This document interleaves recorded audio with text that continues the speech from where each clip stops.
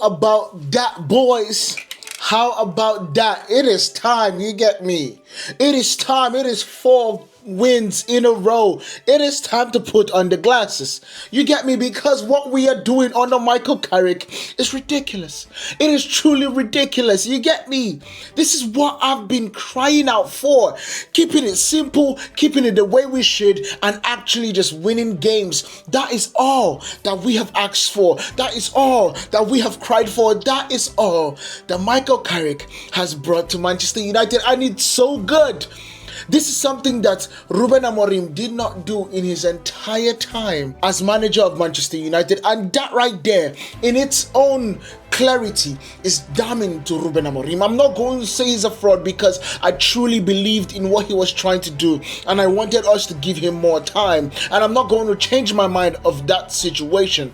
However, I have to give Carrick more credit because Carrick is showing us that with the little he has, he's able to give you the maximum. He's able to come out from 4 wins and give us literally the maximum amount of points. It is truly ridiculous. We are looking so calmly in 4th place right now. I am literally excited about it. We are 4th place right now with 44 points.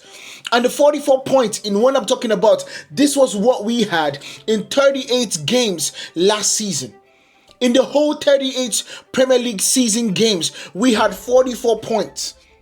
And in this year, within 25 games, we are now on 44 points. We still have the remaining 13 or 14 games to play. It is mind-blowing. We are looking at, let's break it down. Aston Villa are on 47 points. You get me? Aston Villa are on 47 points. They played and drew against against Bournemouth. They drew against Bournemouth, so they are on 47 points. What's their name? Manchester City have not played yet, but they are playing against Liverpool, and they are also on 47 points. Count it with me. We are on 44. So if we win the next game against West Ham, this is 45, 46, 47. And we're looking at Manchester City, Aston Villa, almost on the same page. We are looking at 1 game difference between 2nd and 4th. And the funny thing about it is that Chelsea is also behind us in 5th place in 43. They get to face Leeds next. Leeds is not a chicken change. They are not a small team. Yes, did they lose today? No, they definitely won against Nottingham Forest and won very convincingly yesterday. So Leeds are no chicken change. In fact, they are 16th in the Premier League right now, and they are creating space between them and the relegation side. But one thing is for sure, West Ham is always going to be a battle because West Ham right now is in 18th place, and they are in relegation, and they're trying to catch up with Nottingham Forest. That is where the magic happens. But the truth about it is that Michael Carrick has changed my life. Michael Carrick has made me drunk on wins. Michael Carrick has allowed me to say, hold that, especially to one of the boogie teams that we had last season. We are talking about 4 years. We haven't won against Spurs convincingly. That is what we are talking about. It is mind-blowing, guys. It is truly remarkable. Let me take this off because I need to see you guys. I know I've had a long day today, but I just need to talk about this. This is brilliant. You left Old Trafford today buzzing, and of course, I'm wearing the red tinted glasses. We played football. The final score was Manchester United 2 versus Tottenham Hotspur. Bruno Fernandes opened the scoring, and then you saw Bruno Fernandes seal the winner after Romero was sent off with studs up challenge on Casemiro. Let's look at the key game statistics so we can absolutely break it down for you guys. Key game statistics on this situation is just remarkable. We are looking at Manchester United 1.79 expected goals to Tottenham Hotspur 0.49. We are seeing 23 shots, total shots for Manchester United to Tottenham's 7. 3 big chances created, and then to Tottenham's 1. And the funny thing about these 3 big chances, the last chance that we got to Benjamin Šeško was even the best chance in the entire game. It was the easiest chance. And I know if he watches this back, he is absolutely going to be kicking himself.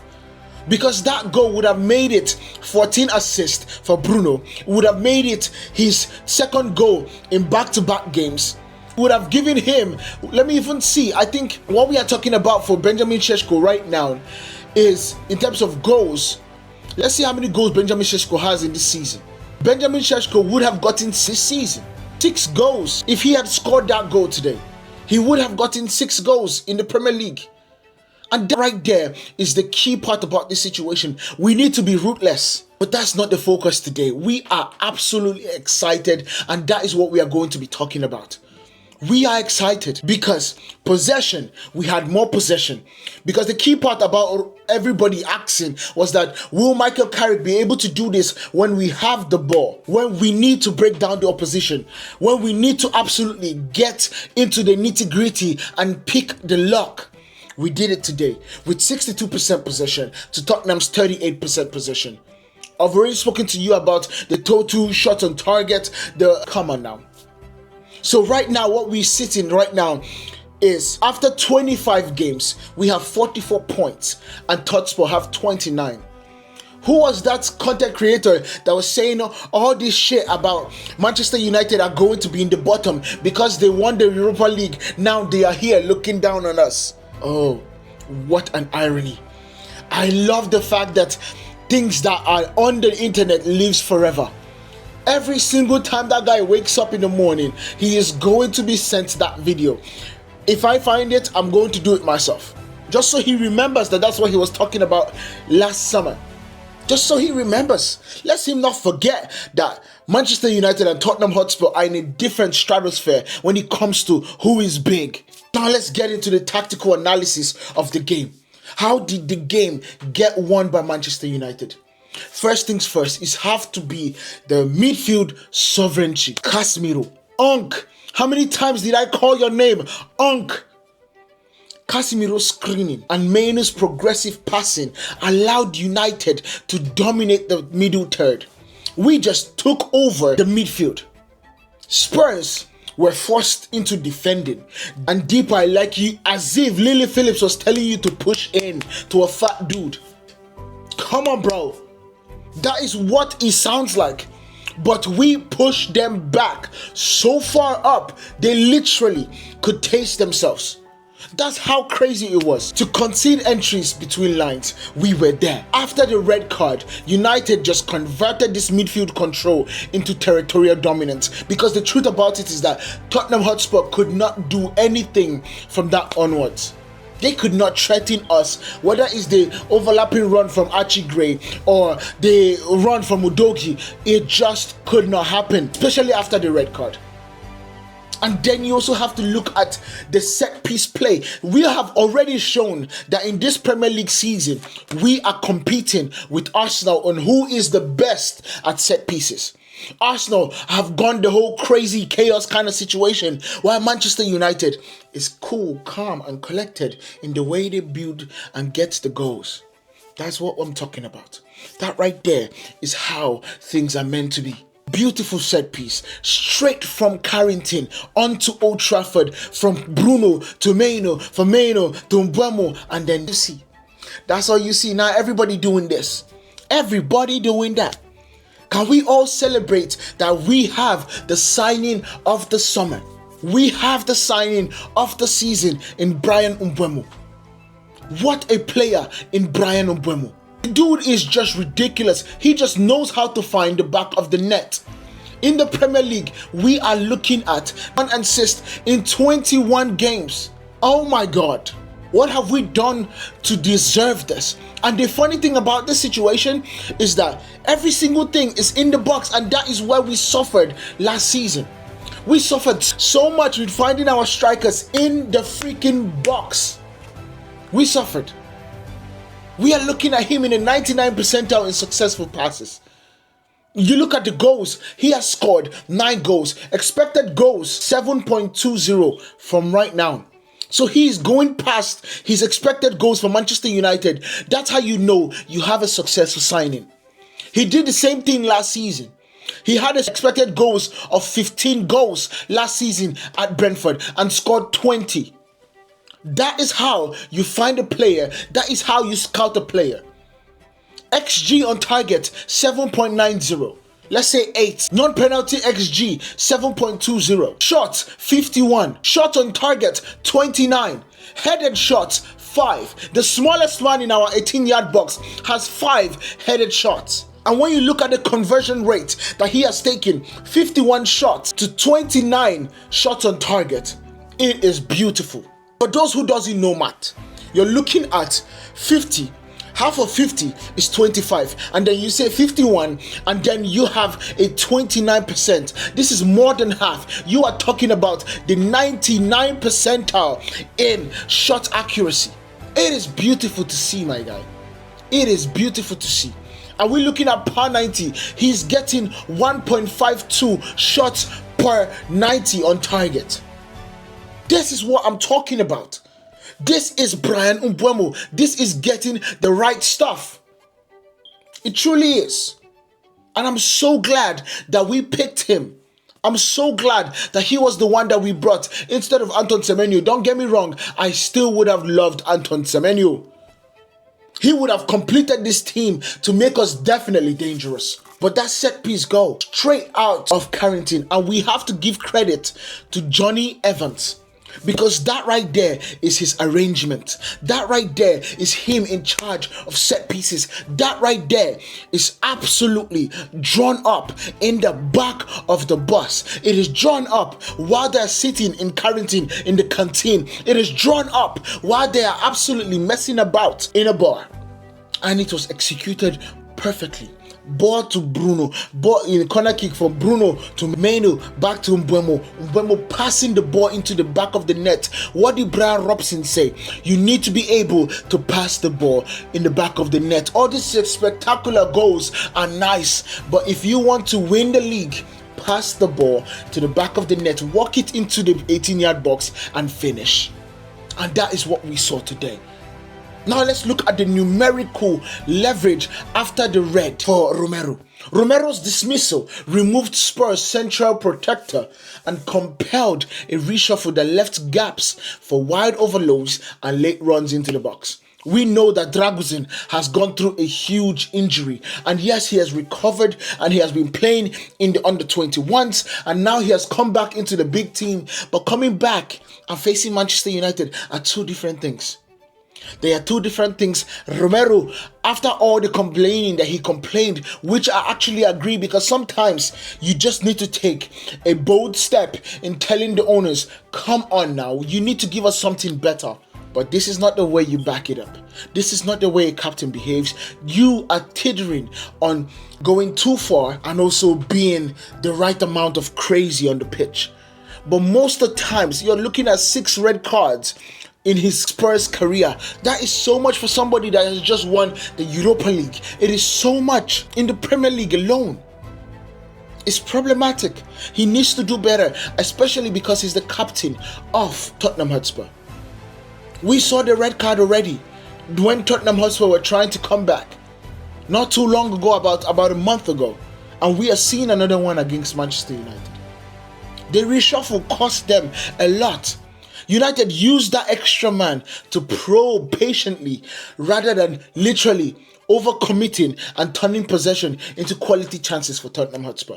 And the good thing about this is that the way we were able to attack them while there were 10 men is the way we should have attacked Everton.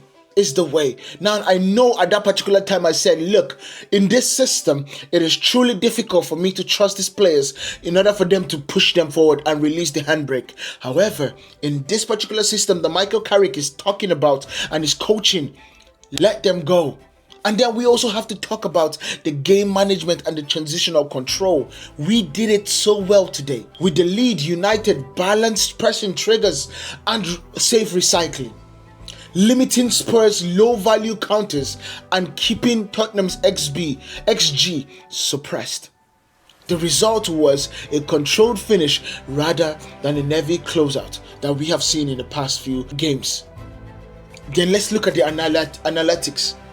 We're looking at the XG gap. Manchester United 1.79 to Spurs 0.49. This indicates United's created clearer, higher probability chances rather than merely shots and volume shots, 21 shots that we took, paired with 9 on target, shows both intent and execution. The possession, 62, was functional, not cosmetic. It's not keeping the ball and not attacking with it.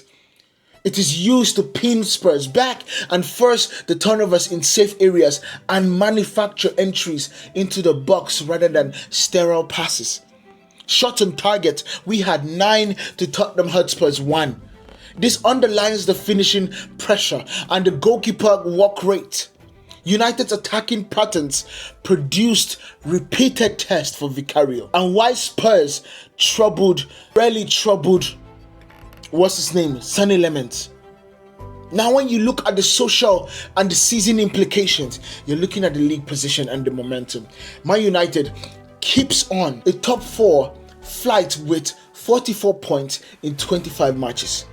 A tally that frames the result more than a single victory. It's momentum and in a sustained push for Champions League places.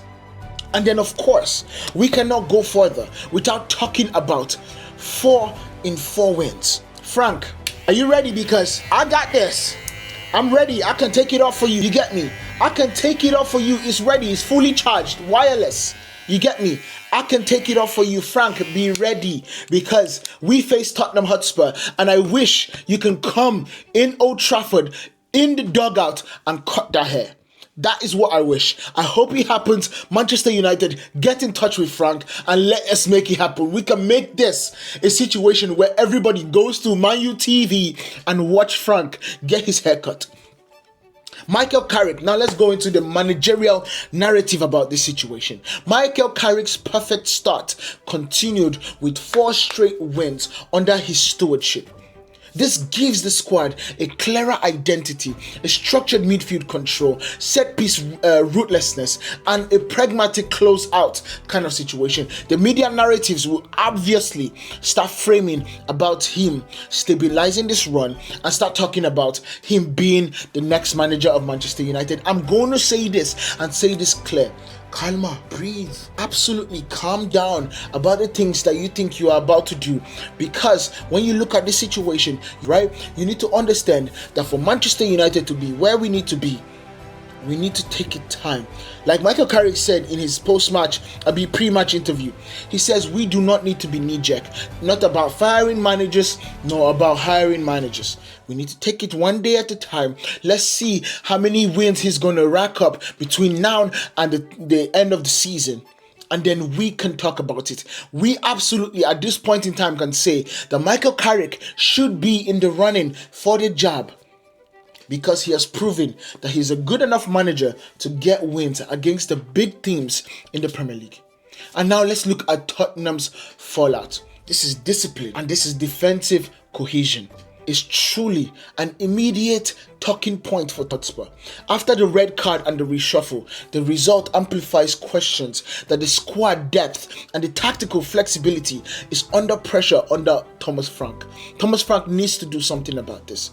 It truly needs to be a situation that he figures out. Now when you look at the fan angle, Old Trafford took the lead and never let the visitors breathe. And I just have to be so grateful about watching that game and just seeing how good that they are. The set piece craft, the midfield steal, the talking, the use of shots on target, the XG. Those are things that we absolutely can look back here and just enjoy that our team is getting better and better. Anyway, let me know what you guys think about this down in the comment. Make sure you guys hit that follow button, because my final verdict in this situation is that this was not a textbook Old Trafford performance. Control, craft, and clinical finishing. It definitely reminds us to somewhere that we are getting closer to being. The red card was an inflection point, but United's follow through, turning possession into high quality chances and then managing the game. It's what a good result turns into a statement. It's how a statement turns into it's how the momentum turns into a title building season. The win matters in the table and in the narrative momentum as Michael Carrick builds a coherent identity. I can convert this, of course, into so many talking points. But the key part is that let's focus, let's relax, let's think more about how we need to go forward. And we need to give Michael Carrick the time. Let me say it one more time. Frank, get ready. United Strand, get ready, because you're getting your hair cut on Tuesday. See you guys in the next one. Peace.